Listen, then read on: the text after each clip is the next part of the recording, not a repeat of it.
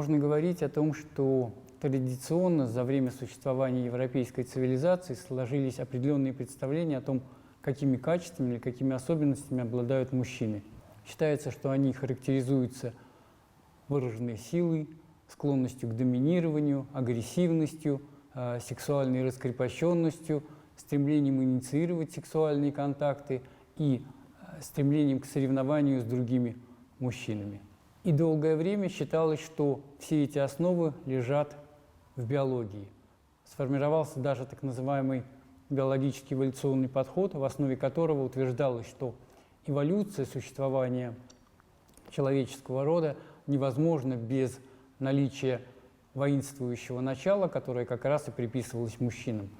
С биологической точки зрения только самцы, как носители некого генетического материала, должны были воспроизводить его и передавать его максимальному количеству самок. И с этой точки зрения, опять-таки, их агрессия, в том числе сексуальная агрессия, рассматривалась как что-то нормально существующее и обязательное для того, чтобы мог выжить определенный род, определенная культура и определенная сторона. И в течение долгого времени сама идея о существовании насилия как такового рассматривалась, что это неотъемлемое качество существования мужчины в целом.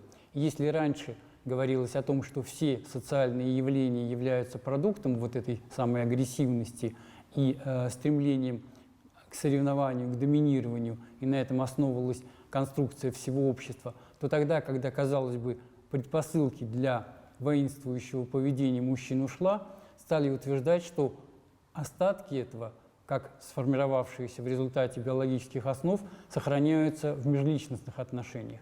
И поэтому мужчины продолжают демонстрировать это по отношению к своим ближайшему окружению. Неважно, это будет касаться там, друзей, это будет касаться общества, будет это касаться женщин или это будет касаться детей.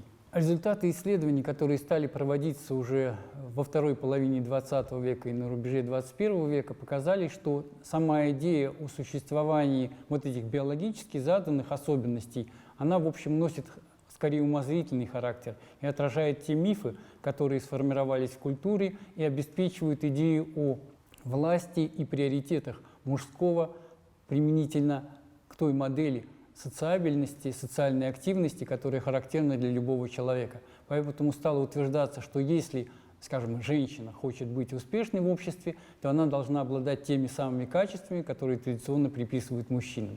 И вот эти вот качества таким образом стали все больше и больше уходить и отрываться от конкретного человека. То есть стало возможным говорить о том, что эти качества не есть мужские качества, а эти качества, которые мужчинам приписываются в силу того, что их наличие определяет так называемую успешную маскулинность или успешные качества, характерные для мужчин. Но тогда возникает вопрос, зачем эти качества нужны и почему они приписываются именно мужчинам, а не, скажем, любому человеку вообще. Тогда становится очевидным, что вся модель маскулинности, вся модель мужественности выстроена как некая оппозиция по отношению к, прежде всего, лицам женского гендера.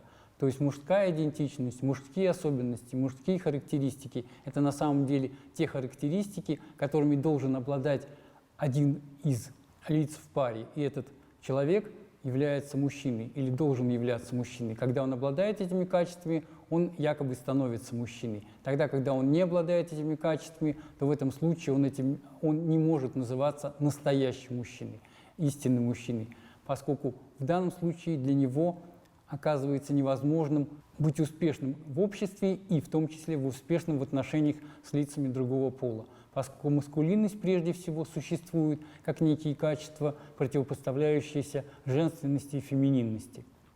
Соответственно, мужчина должен обладать властью, и единственная на самом деле власть, которая у него есть, поскольку по отношению к другим мужчинам он вряд ли может обладать полноценной властью, таким единственным объектом для его властного использования и применения становится женщина. Таким образом, сама идея существования маскулинности, она возникла и существует исключительно в паре, где существует мужчина и где существует женщина.